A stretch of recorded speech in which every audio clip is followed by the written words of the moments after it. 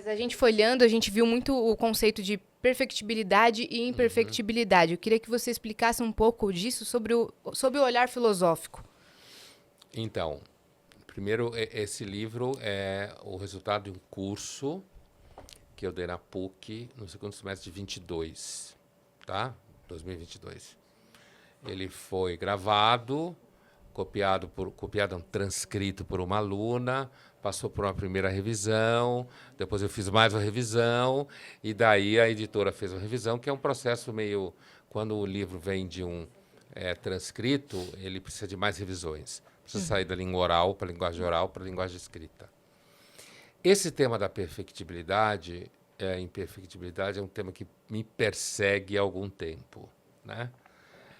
O primeiro livro que eu publiquei, fruto do meu doutorado, chamado O Homem Insuficiente, né, sobre o filósofo francês do 17, Pascal, que eu não cito aí praticamente, já é um livro que eu refletia sobre esse assunto no âmbito teológico, filosofia da religião. Né?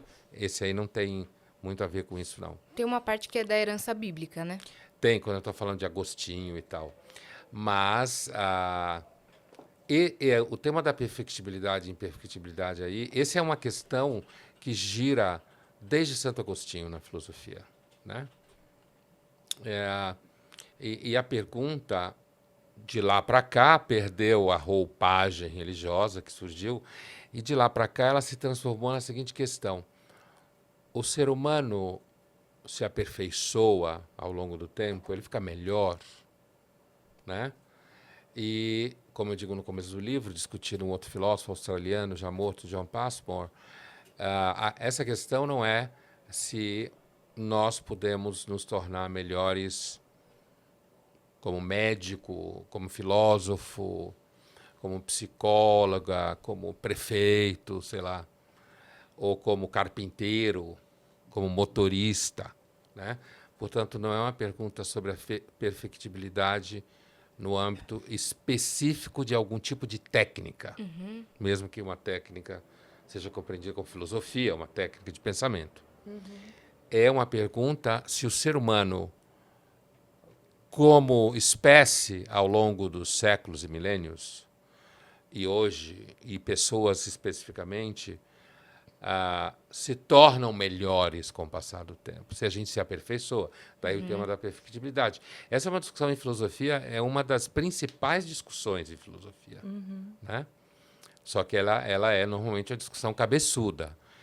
Esse livro, como ele é fruto de um curso, inclusive tem momentos de interação com os alunos, então a linguagem é sempre uma linguagem menos hermética, né? do que se você está escrevendo um livro assim só para os 5 caras da academia lerem, né? Parece uma aula mesmo, né? Mas isso aí. É isso aí, uma aula escrita.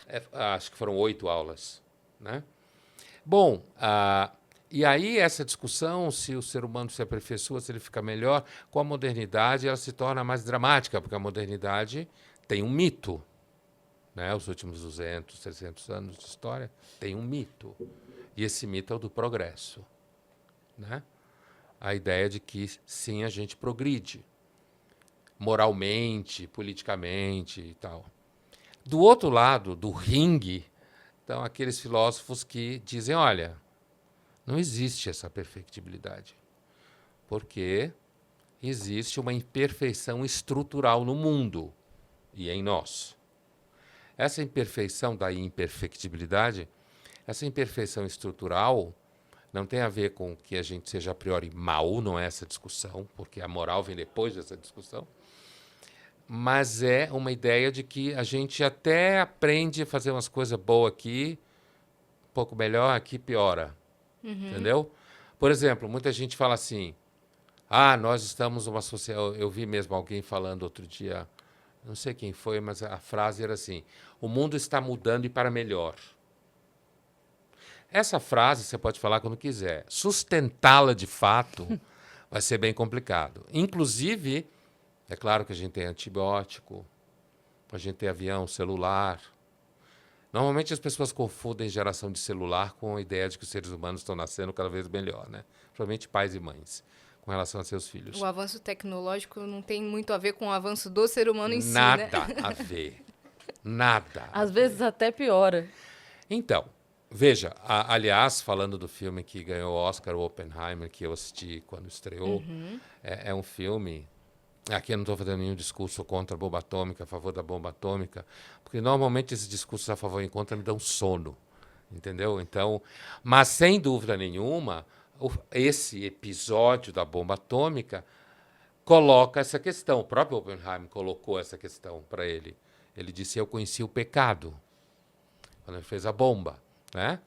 Isso não significa que transplante de coração não seja bom, entendeu? Pois é. Quer dizer, então, a imperfectibilidade, a discussão da imperfectibilidade, ela está assentada no pressuposto que não se pode afirmar com segurança que o ser humano se aperfeiçoou, inclusive porque a história não acabou. A gente está indo muito bem aqui no mundo, tem um monte de coisa que está melhor do que, sei lá, na Idade Média, tipo, sei lá, não tem escravo hoje em dia, isso é melhor. Quer dizer, pelo menos oficialmente. Não tem...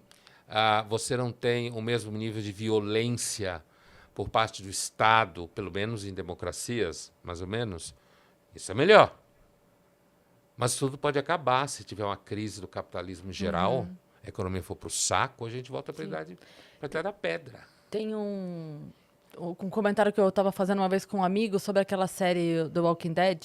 Sei. Que é a hora que... Porque a série é sobre zumbis e o último assunto relevante ali para se conversar são os zumbis, né? Porque, na verdade, o que acontece é uma sociedade onde a lei foi suspensa. E aí, quem são os seres humanos a hora que não existe mais uma punição, a hora que não existe mais uma lei que te obrigue a não matar, ou a não estuprar, ou a não...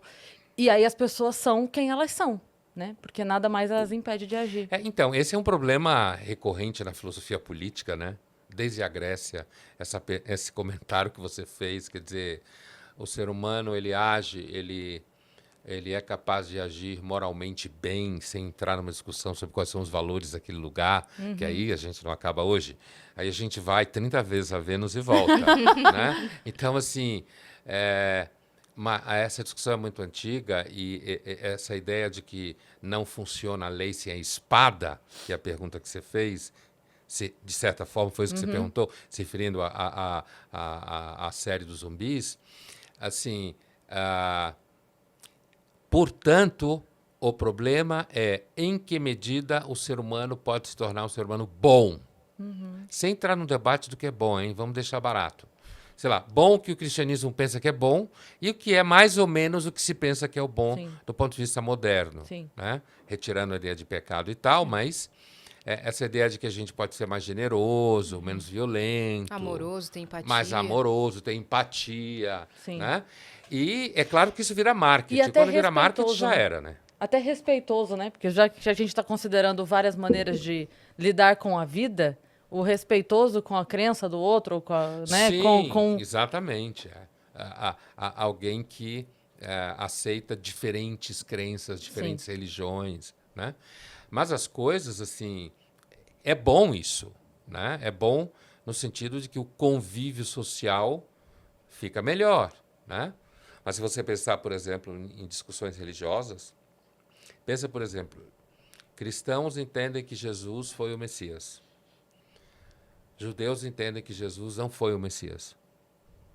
É uma questão de base, né? Judeus e cristãos podem se entender maravilhosamente bem, inclusive do ponto de vista político-social, conviverem bem. Agora, que não discutam isso.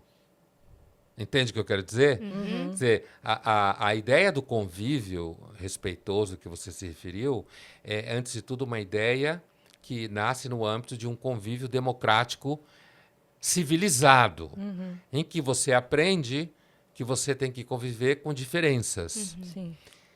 O que necessariamente nem sempre funciona. Veja, por exemplo, no âmbito político, a gente não está convivendo com diferenças e eu não vejo no horizonte nenhuma possibilidade de acontecer isso, não só eu.